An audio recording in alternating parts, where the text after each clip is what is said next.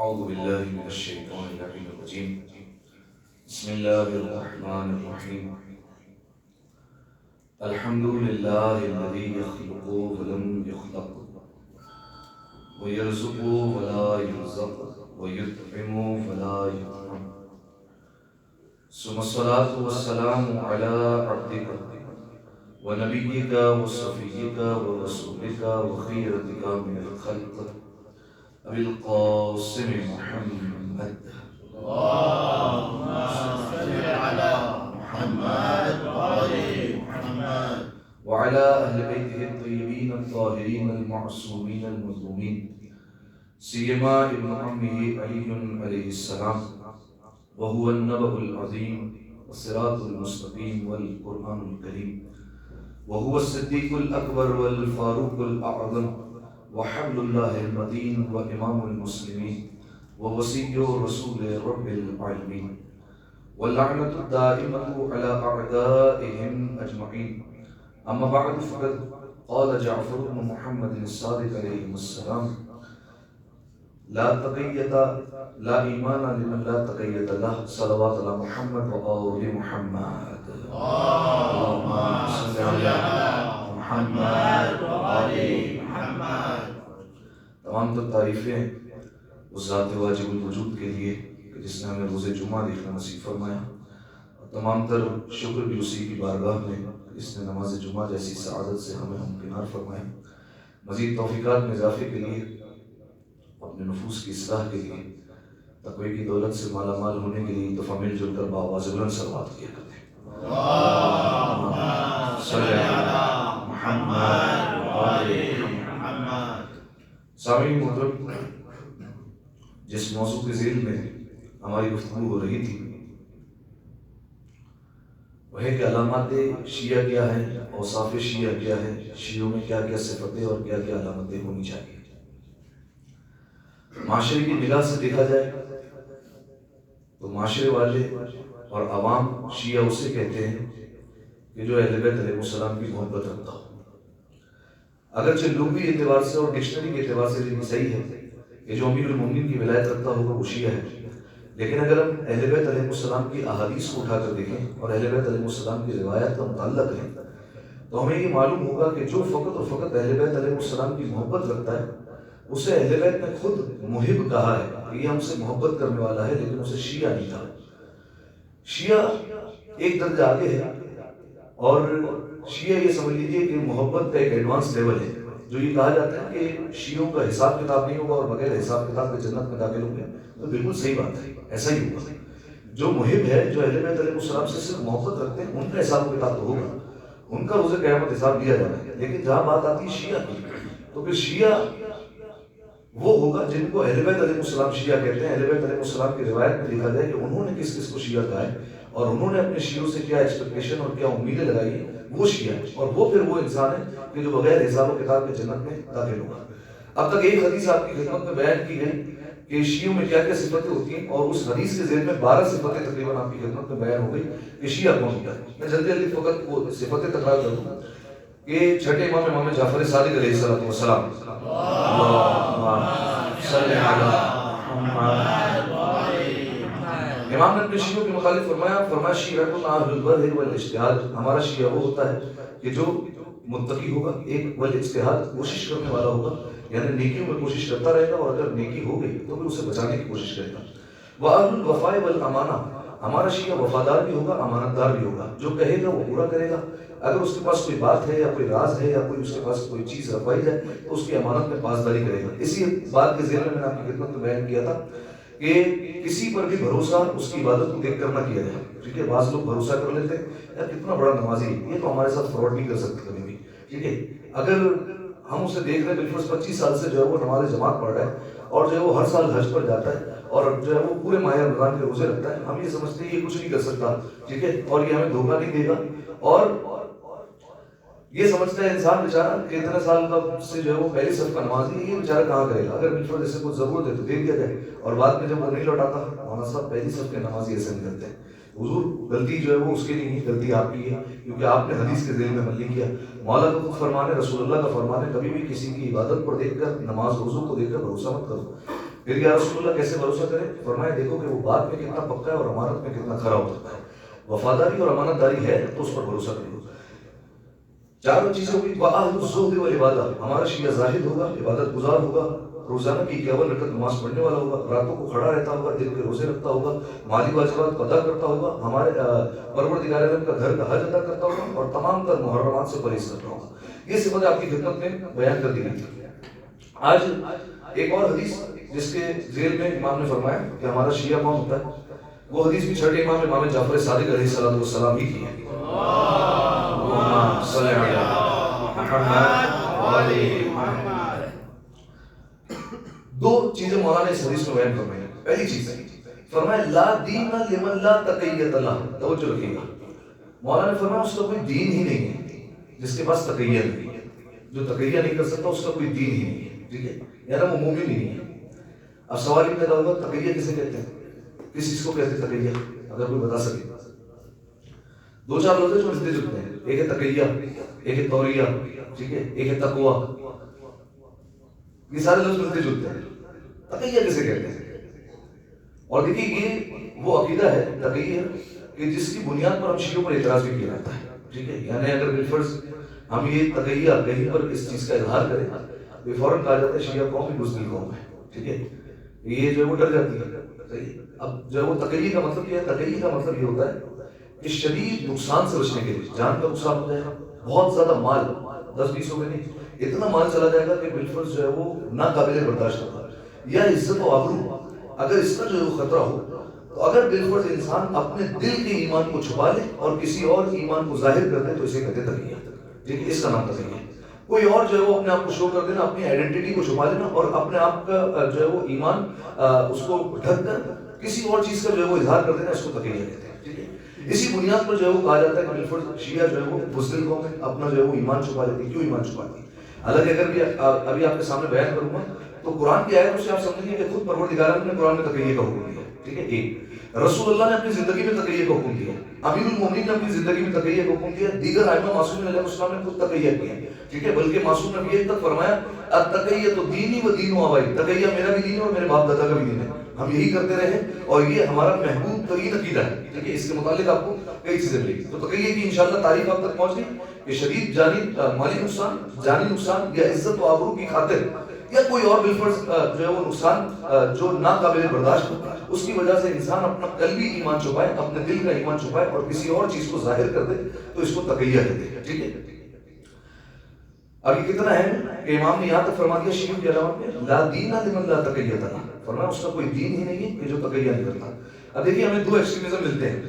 ایک طرف جو ہے وہ میں نے آپ کی خدمت میں بیان کیا کہ یہ کہہ دیا جاتا ہے کہ بالفرض بزدل ہے. ٹھیک ہے، ایک طرف یہ ایکسٹریمزم کی. ایک طرف خود ہمارے شیعہ ہم کو ملیں گے، خود اہل بیت علیہ السلام کے چاہنے والے وہ کہیں گے ہم تقیہ وغیرہ نہیں کرتے بھائی، جو ہے کلیئر بول دیتے ہیں. ٹھیک ہے، ہمیں کسی کا ڈر اور کسی کا خوف نہیں. یہ بھی چیز غلط ہے کیونکہ معصومین علیہ السلام نے خود تقیہ کو اپنایا ہے. ٹھیک ہے، اچھا تقیہ کی پھر کئی قسمیں، کئی مرتبہ جو ہے وہ واجب ہو جاتا ہے، کئی مرتبہ تقیہ کرنا حرام ہوتا ہے. ٹھیک ہے، وہ انشاءاللہ جو ہے آپ کی خدمت میں بیان کرتا ہوں. تقیہ کی جو ہے وہ انشاءاللہ آپ تک تعریف پہنچ گئی. اب آئیے قرآن کی نگاہ میں جو ہے وہ دیکھتے ہیں کہ تقیہ کسے کہتے ہیں.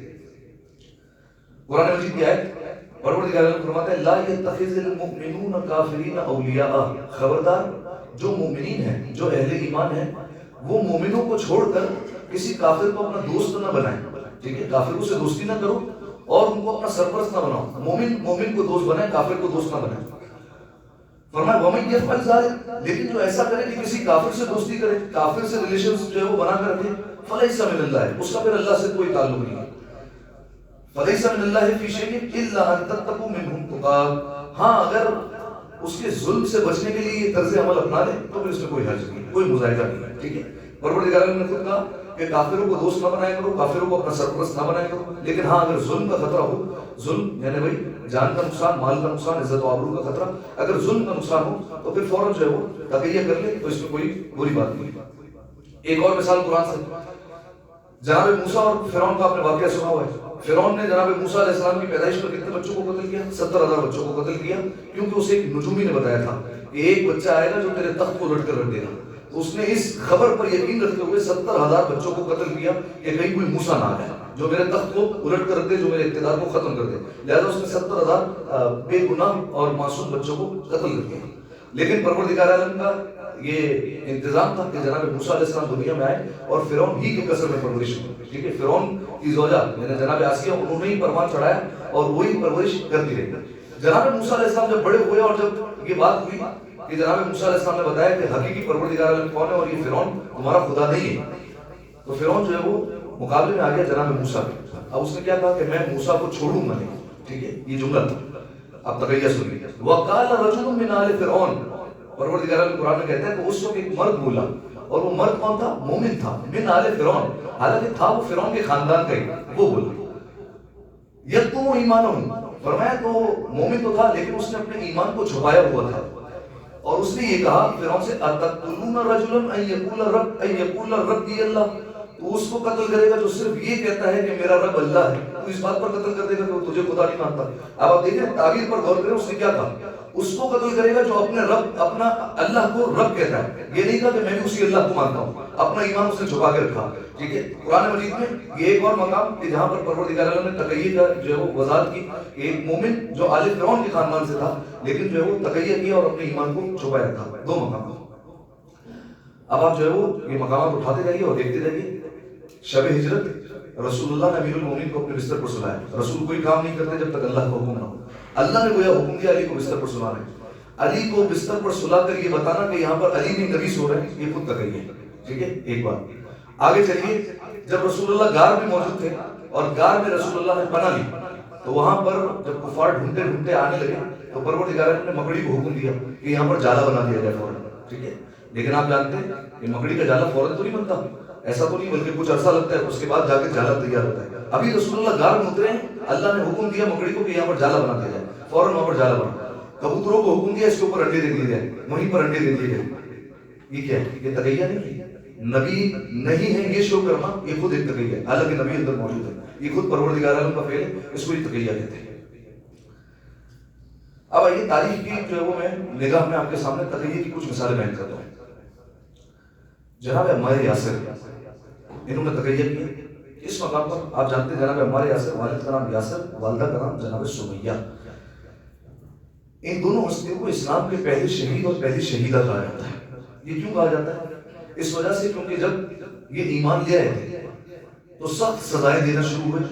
جو کفار تھے انہوں نے ظلم و ستم کرنا شروع کیا. ٹھیک ہے، خاص طور پر ظلم و ستم کا نشانہ ان لوگوں کو بنایا گیا کہ جن کا تعلق کسی رئیس اور امیر خاندان سے نہیں تھا بلکہ ایک بالفرض غلام تھے یا بالفرض بہت کم دولت تھی، ان کو نشانہ ہونا شروع کیا. جیسے جناب بلال کی مثال دی. جناب بلال کسی کے غلام تھے اور آپ جانتے ہیں اس زمانے میں غلام کا رواج یہ تھا کہ اگر غلام غلطی کرتے کبھی کان کاٹ دیا جاتا تھا، کبھی ہاتھ کاٹ دیا جاتا تھا، اتنا ظلم ہوتا تھا غلاموں پر. جناب بلال کسی کے غلام تھے اور وہ کافر تھا. جب اسے پتا چلا کہ جناب بلال مسلمان ہو گئے تو کتنا ظلم ہوا. جناب بلال برہنہ پیٹ کر کے ان کو ایسی زمین جسے کہا جاتا ہے ہررا، مقام ہررا کہا جاتا ہے، اس زمین پر لٹا دیا جاتا ہے. اس زمین کے بارے میں مشہور تھا کہ اگر اس پر کچا گوشت پھینک دیا جائے تو وہ گوشت پک جایا کرتا تھا کچھ لمحوں میں. جناب بلال کو وہاں پر لٹایا جاتا اور سینے پر بھاری پتھر رکھا جاتا تھا. ٹھیک ہے، پھر اس کے بعد دوسرا ظلم کہ پانی میں ان کا سر ڈبو دیا جاتا جناب بلال کا، اور جب تک نہیں نکالتے باہر جب تک ان کی سانسیں نہ پڑ جاتی. پھر اس کے بعد 2 لمحے دیے جاتے، پھر اس کے بعد دوبارہ پانی میں سر ڈبو دیا جاتا. یہ سلسلہ چلتا رہا. آزاد کس نے کروایا؟ رسول اللہ نے کئی دولت دے کر. یہ جو پوچھا جاتا ہے جناب خدیجہ کی دولت کہاں استعمال ہوئی؟ یہاں ہوئی. ایک مقام یہ ہے، کئی درخت نہ جانے کتنے باغات دیے جب جا کر جناب بلال کو آزاد کروایا. ٹھیک ہے، تو کہنے کا مقصد یہ ان لوگوں کو ٹارگیٹ کیا گیا کہ جو بالفرض کسی پسماندہ بیک گراؤنڈ سے تعلق رکھتے تھے، جن کے پاس اتنی دولت نہیں تھی یا کسی کے غلام تھے. تو جناب ہمارے یاسر کا بھی یہی تھا طریقہ کار. ان کے والد اور والدہ کو جو ٹارگیٹ کیا گیا کیونکہ انہوں نے بھی اسلام قبول کیا تھا. جناب یاسر اور جناب سمیہ کیا ظلم کیا گیا؟ خاص طور پر ان کی والدہ اور والد کے متعلق یہ ملتا ہے کہ دونوں کو مختلف اونٹوں کو جو ہے وہ سمتوں میں کھڑا رکھا گیا. 2 اونٹ کو مختلف سمت میں، ایک کا جو ہے وہ سر جو ہے وہ مشرق کی طرف ہے، ایک کا سر مغرب کی طرف ہے، اور جو ہے وہ دونوں کے پیر اس اونٹ میں باندھ دیے اور اس کے بعد دونوں اونٹوں کو دوڑا دیا گیا. ٹھیک ہے، جناب عمار یاسر نے سارا منظر دیکھ رہے تھے اور جناب عمار یاسر نے جب یہ منظر دیکھا اور جب انہیں کہا گیا کہ تم رسول اللہ سے برات کا اظہار کرتے ہوئے نہیں کرتے ہو، رسول اللہ سے برات کرو اور کہو کہ تمہارا رسول اللہ سے کوئی تعلق نہیں. رسول اللہ جناب عمار یاسر نے اس وقت رسول اللہ سے اظہار برات کر دیا. جب اظہار برات کیا تو جتنے لوگ تھے ان میں یہ بات پھیل گئی کہ عمار کافر ہوگا. ٹھیک ہے، اور یہ ہر جگہ مکے میں یہی بات گردش کر رہی ہے کہ عمار کافر ہو گئے اور عمار نے اسلام کو چھوڑ دیا. یہ بات رسول اللہ تک پہنچی. رسول اللہ بیٹھے ہوئے تھے, جناب عمار یاسر روتے روتے ہیں. رسول اللہ نے کہا عمار کیا بات ہے؟ جناب عمار نے پورا واقعہ سنا, ایسا ایسا ہے اور میں نے جان بچانے کی خاطر ایسا کہہ دیا کہ میں رسول اللہ سے اظہار برات کرتا ہوں اور میرا کوئی تعلق نہیں. حالانکہ یا رسول اللہ ایسا نہیں ہے, میرا دل تو آپ کی محبت سے سرشار ہے. رسول اللہ نے فرمایا عمار اگر آگے بھی کبھی ایسا ہو تو ایسا ہی کرنا, اپنے ایمان کو چھپا لینا لیکن جان کو بچا لینا, جان بچانا واجب ہے. رسول اللہ نے بیان کیا, ٹھیک ہے. اور البتہ یہ کہا کہ جناب یاسر اور جناب سمیہ چونکہ وہ پہلے شہید ہو گئے, ورنہ البتہ انہوں نے جنت میں جانے میں جلدی کی, ٹھیک ہے. لیکن اگر تمہارے اوپر کبھی ایسا ہوتا ہے جان کے اوپر بن جائے تو دیکھو ہمیشہ اپنی جان کو فوقیت دینا اور اظہار برات کر لینا, ہمیں اس میں کوئی حرج نہیں. ہم جانتے ہیں کہ تمہارا دل محبت سے سرشار ہے. جیسے یہ کہا فوراً پروردگار عالم کی طرف سے آیت نازل ہوئی, من کفر باللہ من بعد ایمانہ, فرمایا جو شخص اپنے ایمان کے بعد اللہ کا انکار کر دے, ایمان لے آیا پھر کفر اختیار کر دیا, فرمایا اللہ کا اس کے لیے سخت عذاب ہے. الا من اکرہ وقلبہ مطمئن بالایمان, ہاں مگر ایسا شخص جسے بہت زیادہ مجبور کر دیا گیا ہو لیکن اس کا دل ایمان کے ذریعے سے مطمئن ہو تو پھر اس کی جو ہے وہ اس کے لیے کوئی سخت عذاب نہیں ہے, ٹھیک ہے. جناب ہمارے یہاں سے ایک مثال ملی کہ رسول اللہ نے خود کہا تقیہ کرو, ٹھیک ہے. ایک دوسری مثال جناب حجر ابن عدی, یہ کون ہے؟ امیر المومنین کے صحابی, امیر المومنین کے محبت رکھنے والے اور ان صحابیوں میں سے تھے کہ جنہوں نے امیر المومنین سے آخری وقت میں ملاقات کی, ٹھیک ہے. امیر المومنین کا آخری وقت ہے اور امیر المومنین موجود ہے بستر علالت پر. حجر ابن عدی آتے ملاقات کے لیے. مولا نے کہا حجر اس وقت کیا تمہارا حال ہوگا کہ جب تمہیں کہا جائے گا کہ علی سے اظہار بیزاری کرو اور علی سے برات کا اظہار کرو ورنہ تمہیں قتل کر دیا جائے گا اور تمہیں سولی لٹکا دی جائے گی. تو جناب حجر ابن عدی نے کہا کہ مولا میں اپنی جان پر کھیل جاؤں گا لیکن آپ سے اظہار برات نہیں کر سکتا. امیر المومنین اس کو کہا اے حجر اگر تقیہ کرنا چاہو اور اس وقت اظہار بیزاری کرنا چاہو تو کر دینا, ہمیں کوئی مسئلہ نہیں. لیکن مولانا نے ایک بات سے خبردار کیا, لیکن حجر دیکھو اگر وہ اظہار بیزاری کرنے کا کہتے ہیں تو اظہار بیزاری کر دینا, لیکن اگر وہ کہتے ہیں کہ علی کو کافر کہو تو خدا را علی کو کافر مت کہنا, علی کافر نہیں, ٹھیک ہے. اب ایک مثال آ گئی اپنے سامنے, بعض جگہ تقیہ واجب ہے لیکن بعض جگہ تقیہ حرام بھی ہے. اگر امیر المومنین کو نعوذ باللہ کوئی کافر کہتے ہیں اس کی اجازت نہیں ہے, ٹھیک ہے. یہ جو ہے وہ کوئی امیر المومنین کو کفر کی منزل تک پہنچا دے, اس کے جو ہے وہ اسلام قطعاً جو ہے وہ اجازت نہیں دیتا. تو بعض مقامات پر تقیہ واجب, بعض مقامات پر تقیہ حرام. دو مثالیں ہوئی جناب ہمارے یاسر کی اور حجر ابن عدی کی. تیسری مثال علی ابن یقین جس کا کل کی مجلس میں تذکرہ کیا, چھٹے امام کا خاص شاگرد, اور ہارون رشید جو کہ ساتویں امام کا قاتل ہے, اس کا وزیر اعظم وزارت عثمان پر. یہاں پر مسئلہ بھی جو ہے وہ بیان ہو جائے, کیا جو ہے وہ فاسد حکومت ہو تو وہاں پر نوکری کرنا جائز ہے؟ آسان حکومت ہے, گورنمنٹ جاب کرنا جائز ہے, کر سکتے گورنمنٹ جاب. پہلے تو بات سن لیں, گورنمنٹ جاب کرنا جائز نہیں, ٹھیک ہے, نہیں کر سکتے. اچھا کس صورت میں جائز ہے؟ دو صورتیں ہیں, اگر یہ دو صورتیں نکل آئے تو گورنمنٹ جاب جائز ہے ورنہ گورنمنٹ جاب کرنا ہی حرام ہے, ٹھیک ہے. کس حکومت کی بات ہو رہی ہے؟ جہاں فاسد حکومت ہے. فاسد حکومت کسے کہتے ہیں؟ فاسد حکومت اس حکومت کو کہتے ہیں کہ جہاں پر اسلامی مملکت نہ ہو. بہت کم ممالک ہیں جہاں پر صرف اسلام کی حکومت قائم ہے, لیکن جو ہے وہ بالفرض ہمارے ممالک میں وہ اسلامی حکومت کی کہلاتی ہے, ٹھیک ہے. اب جو ہے وہ اگر بالفرض یعنی فاسد حکومت اس کو بھی کہتے ہیں کہ حق کسی کا بنتا ہو اور کسی اور کو بٹھا کے دے, اس کو بھی فاسد حکومت کہتے ہیں. وہاں پر نوکری کرنا کب جائز ہے؟ وہاں پر نوکری کرنا اس صورت میں جائز ہے کہ یا تو بہت زیادہ مجبوری ہو, ٹھیک ہے, یعنی اگر یہ نوکری نہ لی تو کوئی اور نوکری نہیں ملے گی, اور چونکہ پروردگار عالم نے رزق حلال کمانے کا اور نان و نفقہ کا بندوبست کرنے کا حکم دیا ہے تو وہ کہاں سے کروں گا؟ بہت زیادہ مجبوری ہے ایک. اور دوسرا ایک نیت یہ کرے انسان جب گورنمنٹ جاب پر جائے کہ میں اس عہدے کو اور اس پوسٹ کو اور اس نوکری کو مومنین کے فلاح اور بہبود کے لیے استعمال کروں گا تو نوکری جائز ہوگی, ورنہ نوکری کرنا حرام ہے, ٹھیک ہے. یہ کلیئر, ٹھیک ہے. یہ حدیث میں آپ کو جو ہے وہ بیان کر رہا ہوں. دو ہے, مجبوری ہو یا پھر دوسری نیت یہ کرے کہ مومنین کی فلاح و بہبود کے لیے کام کروں گا اس عہدے پر رہتے ہوئے, ٹھیک ہے. اب آپ ائمہ معصومین علیہ السلام کی سیرت میں دیکھیں, آپ کو یہ ملے گا علی ابن یقین ہے ساتویں امام کا شاگرد, ہے چھٹے امام کا شاگرد, امام کا خاص صحابی ہے. ساتویں امام یہاں تک فرما رہے ہیں کہ اگر کسی کو زمین پر رہتے ہوئے اہل جنت کا دیدار کرنا ہے تو علی ابن یقین کو دیکھو. لیکن علی ابن یقین وزیر اعظم کس کا ہے؟ ہارون رشید کا, جو خود ساتویں امام کا قاتل تھا. تو یہ کیسے ہو گیا؟ فاسد حکومت میں علی ابن یقین نوکری کر رہے ہیں, وزیر اعظم بنے ہوئے. دراصل علی ابن یقین کو جب آفر کی گئی وزارت عثمان کی, پرائم منسٹر کے لیے, آپ بنیے ہماری حکومت کے پرائم منسٹر, تو علی ابن یقین نے خط لکھا اور ساتویں امام سے دریافت کیا مجھے کیا کرنا چاہیے. دیکھیے یہ ہوتا ہے کہ جب امام کا شاگرد ہوتا ہے اور امام سے محبت کرنے والا ہوتا ہے نا, پھر اپنی بات نہیں چلتی, پھر امام جو کہے وہ ہوگا.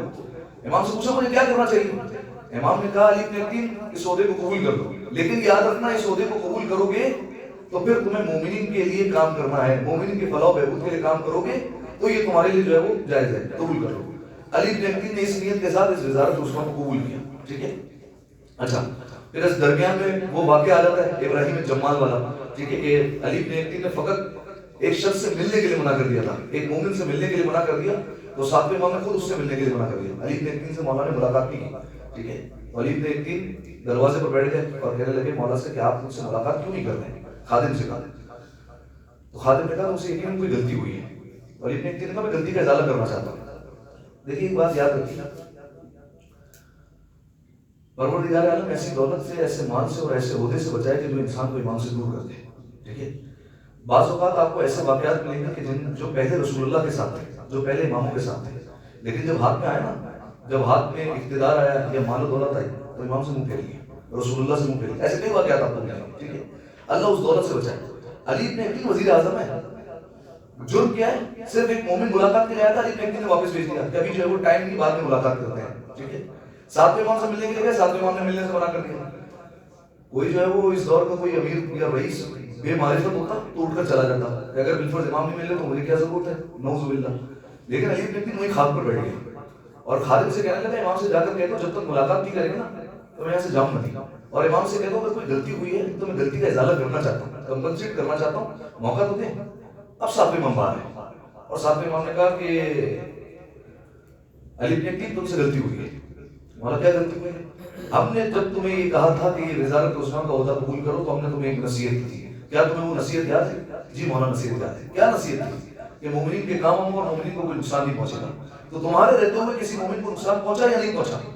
علی بن عقیل سوچنے لگے، مولا نہیں میں نے تو ایسا نہیں کیا، بلکہ میرا تو طریقہ کار یہ کہ حکومت جب مومنین سے زبردستی ٹیکس وصول کرتی ہے، میرا تو طریقہ کار یہ میں رات کے وقت چہرے پر نقاب ڈالتا ہوں اور گھوڑے پر سوار ہوتا ہوں، ایک ایک کے دروازے پر جاتا ہوں اور جا کر ان کا ٹیکس واپس کر کے آتا ہوں کہ یہ تم سے جو ہے وہ زبردستی لے لیتا، ہم سے غلطی ہو گئی، میں تو جا کے واپس کرتا ہوں، مولا میں تو کام آتا ہوں۔ مولا نے کہا سوچو۔ علی بن عقیل نے کافی ذہن پر زور دیا لیکن نہیں ہے بات ذہن میں۔ فرمایا ابراہیم جمال ملنے آیا تھا تم سے؟ جمال کہتے ہیں ان کو چلانے والا۔ ابراہیم ملنے آیا تھا تم سے؟ جی مولا ملنے آیا تھا۔ ملاقات کی تھی اس سے؟ نہیں ملاقات تو نہیں کی۔ کیوں نہیں کی تھی؟ مولا مصروف تھا اس وقت، بس یہ تمہاری غلطی ہے، کیوں ملاقات نہیں کی؟ جب ایک مومن تم سے ملنے کے لیے آیا اور کوفہ سے چل کر آیا مدینہ اور تم نے ملاقات کے لیے منع کر دیا، ہاتھوں کو جوڑ لیا اور کہا مولا ازالہ کرنے کا موقع تو دے، کہ بس ہم تمہیں کچھ دیر کی مہلت دیتے ہیں، جاؤ ازالہ کر کے واپس۔ مولا کچھ دیر کہاں مدینہ کہاں کوفہ، اتنا دور رہتا ہے، مولا کچھ وقت تو دے۔ مولا نے کہا جب تم غلطی کا ازالہ کرنا چاہتے ہو تو انتظام ہم کریں گے، بقی کے باہر جاؤ، بقی کے باہر اونٹ کھڑا ہوگا، بیٹھو اس پر، وہ تمہیں سیدھا کوفہ لے جائے گا اور جا کر ازالہ کر کے واپس آئے۔ علی بن عقیل چلے، بقی کے باہر اونٹ پر بیٹھے، اونٹ پر سوار ہوئے، 2 قدم چلے اور کوفہ میں داخل ہوئے، ایک ایک کے دروازے پر جا رہے ہیں ابراہیم جمال کون ہے، ابراہیم جمال کون ہے۔ پھر آخر ایک دروازے پر پہنچے، ابراہیم کی آواز سنی، دل میں جو ہے وہ ایک سکون آیا اور فوراً جو ہے وہ کہا کہ ابراہیم ہے علی بن عقیل۔ کہا کون علی بن عقیل؟ کہا وزیر اعظم۔ ہنسنے لگا، کہا کہ یہ بلا کیسے ہو سکتا ہے، وزیر اعظم ہمارے دروازے پر ہے، اس نے تو مجھ سے ملنے کے لیے منع کر دیا تھا۔ علی بن عقیل نے کہا ابراہیم یہ وقت مذاق کا نہیں ہے، میں ایک خاص کام کے سلسلے میں تمہارے پاس آیا۔ اب ابراہیم جمال نے بولا، دیکھا علی بن عقیل، اسے بٹھایا۔ اب علی بن عقیل نے کہا مجھے معاف کر دو، تم میرے دروازے پر آئے، میں نے تم سے ملنے سے انکار کر دیا۔ اب جو ہے وہ ابراہیم جمال نے کہا کہ وہ تو میں بات بھول گیا تھا، معمولی سی بات تھی۔ کہا تم سمجھتے ہو معمولی بات تھی، امام نے نہ ملنے کی وجہ سے مجھ سے ملاقات کی۔ اب یہ وہ وقت تھا کہ جہاں پر ابراہیم جمال بیٹھ کر رونے لگا۔ علی نے ایک دن دلاسا دے کر پوچھا کہ کیا بات ہے، تو ابراہیم جمال نے کہا کہ بھلا یہ بھی ہو سکتا ہے کہ امام غریبوں کے لیے بھی گریا کرے اور امام غریبوں کے لیے اتنا انتظام کرے۔ اور اس کے بعد ابراہیم جمال زاروں قطار بولنے لگا۔ علی نے کہا معاف تو کر دو، کہا میں نے معاف کیا۔ کہا ایسے نہیں، مہر چاہیے، کہا لکھ کر دے دوں اور اس پر مہر لگا دوں، یعنی لکھی بھی مہر نہیں چاہیے۔ کہا میں لیٹ جاتا ہوں اور میرے چہرے پر جو ہے وہ اپنا پیر رکھ دو، جس پیروں سے چل کر آئے تھے وہ خاک میرے چہرے پر لگنی چاہیے۔ ابراہیم جمال نے ہاتھ کو جوڑ لیا، کہا علی نے کہ میں یہ نہیں کر سکتا، ایک تو تم وزیر اعظم، پھر ساتویں امام کے خاص صحابی جس کے لیے امام نے کہا کہ اہل جنت کو دیکھنا ہو تو علی بن عقیل کو دیکھو، میرا پیر اور تمہارا چہرہ یہ نہیں ہو سکتا، ممکن نہیں۔ علی بن عقیل نے بہت اصرار کیا۔ علی بن عقیل لیٹے اور ابراہیم جمال نے اپنا پیر ان کے چہرے پر رکھا۔ اب علی بن عقیل ہنستے اٹھے، دوڑے، اونٹ پر بیٹھے، 2 قدم چلے اور سیدھا مدینے میں داخل۔ اب جب مدینہ میں داخل ہوئے، اونٹ سے اترے، امام کے گھر کی طرف بڑھے تو روایت کے جملے کہ ساتویں امام پہلے سے ہی، اب خادم کو نہیں بھیجا، ساتویں امام پہلے سے اپنے دونوں ہاتھ پھیلا کر کھڑے ہوئے تھے اور اس کے بعد علی بن عقیل کو گلے لگا کر کہا ہمارے چاہنے والے ایسے ہوا کرتے ہیں، یہ جملہ کہا، ٹھیک ہے۔ خیر درمیان میں یہ بات آ گئی علی ابن یقین نے عہدہ قبول کیا تو گورنمنٹ عہدہ قبول کرنے کی اجازت اس وقت ہے کہ جب انسان یا تو بہت زیادہ مجبوری میں ہو یا پھر یہ نیت کرے کہ مومنین کی فلاح و بہبود کے لیے کام کروں گا. تو علی ابن یقین سے مولانا نے خود تقیہ کروایا. ٹھیک ہے, اب وزارت عظمیٰ پر ہے نا روایت کے جملے کہ کچھ لوگوں کے درمیان وضو کے حوالے سے بحث ہو گئی کہ وضو کیسے کیا جاتا ہے. علی ابن یقین نے بتایا جو شیعہ طریقہ ہے کہ اس طریقے سے وضو کیا جاتا ہے. انہوں نے کہا کہ نہیں, تم اپنے امام کو خط لکھو اور امام سے پوچھو کہ وضو کیسے کرتے ہیں. امام کو خط لکھا گیا, ساتویں امام کا خط آیا اور ساتویں امام کا جو خط آیا اس میں طریقہ تھا اہل سنت والا کہ اس طریقے سے علی ابن یقین وضو کیا جاتا ہے. علی ابن یقین پریشان ہو گئے کہ مولا ہم تو آپ کی بارگاہ میں بیٹھتے تھے, ہم تو آپ کے بابا کی بارگاہ میں بیٹھتے تھے, آپ نے تو وضو ایسے بتایا تھا اور اب آپ ایسے کرنے کے لیے کہہ رہے ہیں. لیکن علی ابن یقین ہے نا, خیر امام نے کہہ دیا تو کہہ دیا, اب ایسے ہی وضو کرنا شروع کریں گے. دوسرا منظر یہ ہے کہ ایک شخص ہارون رشید کے پاس چلا گیا اور ہارون رشید سے کہا کہ علی ابن یقین کو تم اپنا سمجھتے ہو, دراصل وہ تو ہے موسیٰ کاظم کا. تو اس نے کہا اچھا یہ بات ہے, اب میں اسے دیکھوں گا اور جانچ پڑتال کروں گا کہ وہ دراصل شیعہ ہے یا دوسرے مکتب فکر سے تعلق رکھتا ہے. جب نماز کا وقت ہوا تو ہارون رشید چھت پر آیا اور دیکھنے لگا کہ علی ابن یقین وضو کیسے کرتا ہے. اب جب دیکھا علی ابن یقین کو تو علی ابن یقین دوسرے طریقے سے وضو کر رہا ہے. تو فوراً جس نے شکایت کرائی اس کو بلایا اور قتل کروا دیا اور علی ابن یقین کو گلے لگا کر کہا کہ میں سمجھتا تھا کہ تم ہمارے غیروں سے تعلق رکھتے ہو لیکن تم تو ہمارے اپنے ہو. علی ابن یقین کو اس وقت جو ہے وہ سمجھ میں آیا, فوراً جو ہے وہ مدینے کا رخ کر کے کہا صلی اللہ علیہ یا مصطفیٰ جعفر, یہ فوراً جملہ کہا. اور ابھی یہ جملہ کہا تھا کہ دروازے پر دستک ہوئی اور قاصد آیا اور امام کا خط موصول ہوا. علی ابن یقین مصلحتاً ہم نے تمہیں وضو کا دوسرا طریقہ بتا دیا تھا, اب پرانے طریقے پر واپس پلٹا اور ویسے ہی وضو کرتے ہیں. ٹھیک ہے, تو یہاں سے ایک بات بھی ثابت ہو گئی. ایک لوگ جو سوال کرتے ہیں کہ بالفرض اگر ایک ایسی جگہ جاب کر رہے ہیں, ایسی جگہ پر ہے جہاں پر مجبوراً ہاتھ باندھنے پڑ جائیں نماز کے لیے, تو کیا باندھ سکتے ہیں؟ ہاں, اگر جان کا خطرہ ہے تو باندھے.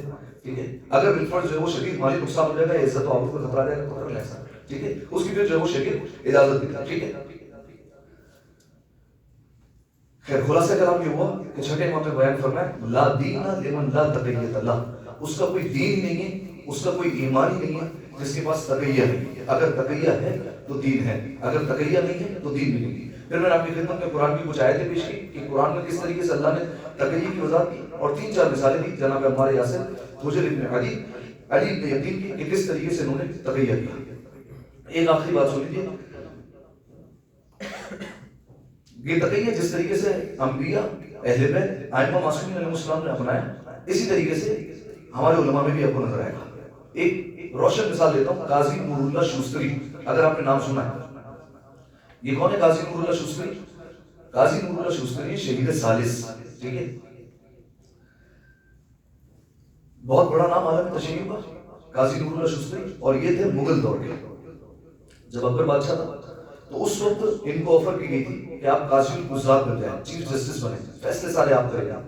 اچھا, ان کی خصوصیت یہ تھی کہ انہیں حنفی, مالکی, شافعی, حنبلی تمام فرقے کے مسائل آتے ہیں.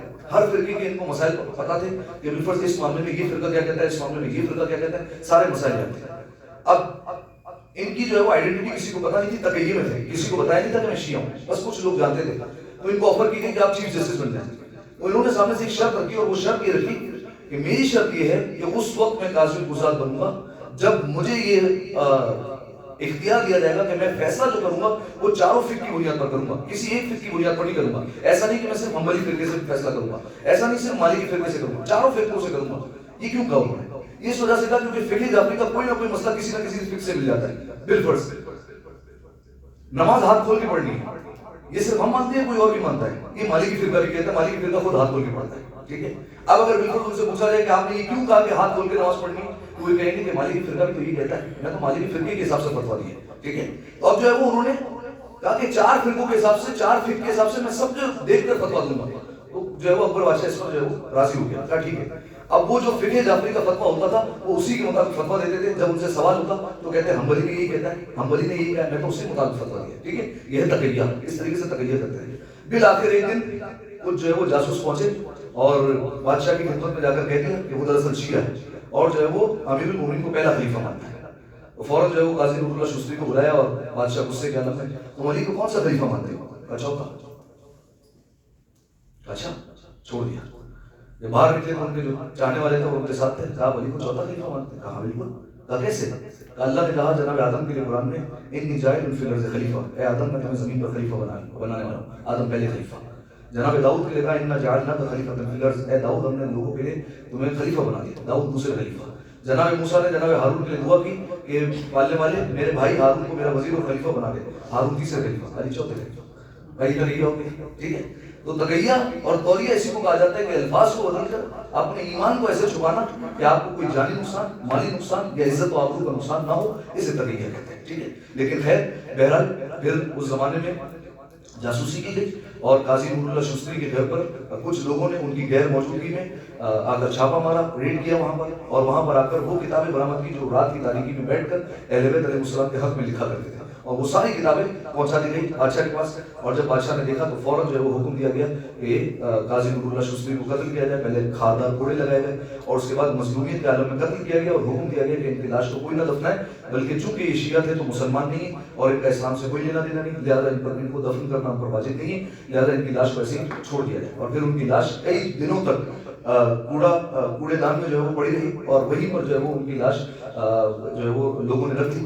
لوگوں نے بلکہ اس لاش کو پھینک دیا. اور اس کے بعد روایتیں کہتی ہیں اور تاریخ کہتی ہے کہ جناب سیدہ فاطمہ زہرا کچھ لوگوں کے خواب میں آئی اور کہا کہ ہماری نسل سے ایک شخص اس وقت کوڑے دان میں پڑا ہوا ہے، تم لوگوں پر لازم ہے کہ جاؤ اور اس کے جنازے کا انتظام کرو، اس کے دفن اور کفن کا انتظام کرو. اس خواب کے بعد کئی لوگوں نے جو ہے وہ اسلام بھی قبول کیا اور جا کر قاضی نور اللہ شستری کو دفن کیا، اور اس کے بعد جو ہے وہ پھر ان کا مزار بنایا گیا. ایک دفعہ صلوات علیہ مل کر آواز بلند اللہم صلی علی محمد و آل محمد. خیر انشاءاللہ یہ تو مختصر سی میں نے آپ کی خدمت میں تفصیل پیش کی. اگر جو ہے وہ شب جمعہ کی مجلس میں موقع ملا اور اس عالم پر گفتگو ہوئی تو انشاءاللہ تفصیلاً آپ کی خدمت میں بیان کیا جائے گا. قاضی نور اللہ شستری اور دیگر شہداء کے اعتبار سے انشاءاللہ بیان کریں گے. خلاصہ کلام التقیہ لا دین لہ لمن لا تقیہ لہ، اس کا دین ہی نہیں ہے جس کا کوئی تقیہ نہیں ہے. التقیہ تو دینی و دین و آبائی، تقیہ میرا بھی دین ہے، میرے باپ دادا کا بھی دین ہے. انشاءاللہ تمام تر سوالوں کے جوابات آپ کو اب مل جائیں گے. اگر بالفرض کوئی کہے کہ امیر المومنین نے فلاں کے مسئلوں کے جواب کیوں دیے، یا بالفرض امام رضا یا امام تقی کسی ظالم بادشاہ کو امیر المومنین کیوں کہہ رہے ہیں، یا جو ہے وہ ان کے ساتھ طریقے سے پیش کیوں آ رہے ہیں، تو ان سب کا ایک ہی جواب ہے تقیہ. ٹھیک ہے، اپنے ایمان کو چھپانا تاکہ دیگر مومنین کی جان محفوظ رہے، خود امام بھی محفوظ رہے، اور دین آل محمد ترقی کرتا رہے اور آگے بڑھتا رہے. ایک دفعہ صلوات علیہ وسلم کا آواز بلند اللہم صلی علی محمد و آل محمد. اعوذ باللہ من الشیطان اللعین الرجیم.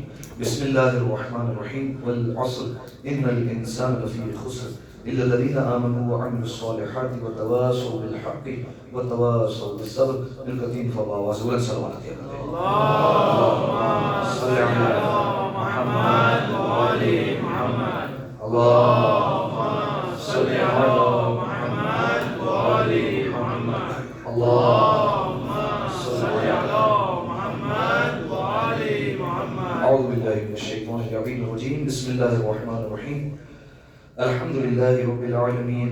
اللهم لك الحمد بديع السماوات والأرض ذا الجلال والإكرام رب الأرباب وإله كل معلوم وخالق كل مخلوق ووارث كل شيء ليس كمثله شيء وهو بكل شيء محيط. أنت الله لا إله إلا أنت الأحد المتوحد الفرد المتفرد، وأنت الله لا إله إلا أنت الكريم المتكرم العظيم. والصلاة والسلام على محمد النبي الرحمة سيد المرسلين، وعلي بن أبي طالب سيد الوصيين، وفاطمة الزهراء سيدة النساء العالمين، وحسن المجتبى حجة الله على الخلق أجمعين، والحسين الشهيد المظلوم وارث أمير المؤمنين، وعلي بن الحسين زين العابدين، ومحمد بن علي الباقر من الأولين والآخرين، وجعفر بن محمد الصادق الصديق والمقتدي بآبائه الصالحين، وموسى بن جعفر القاسم من أولاد النبيين، وعلي بن موسى الرضا من فرد بركة المتقين، ومحمد بن علي الجواد ولي المؤمنين، وعلي بن محمد السراج المنير إمام الخاشعين، والحسن بن علي سيد الأوصياء المنتجبين، والخلف القائم المهدي المنتظر الحجة بعد آبائه على خلقه المعدين، عن نبيك ووارث الماضيين من الوصيين الذي ببقائه بقية الدنيا، وبيمنه رزق الورى وبوجوده ثبتت الأرض والسماء، وبه يملأ الله الأرض رزقا وعدلا كما يرزق الموجة وعجل لنا. اللهم زهور إنهم يرونه بعيدا ونراه قريبا برحمتك يا أرحم الراحمين. اللهم افتح لي أبواب توبتك ورحمتك ورزقك الواسع، إني إليك من الراغبين وأتمم لي نعمك إنك خير المنعمين. اللهم اجعل بقية عمري في أداء فرض الجمعات والحج والزيارات والعمرة ابتغاء وجهك يا رب العالمين. وصلى الله على محمد وآله الطيبين الطاهرين المعصومين، والسلام عليه وعليكم أجمعين.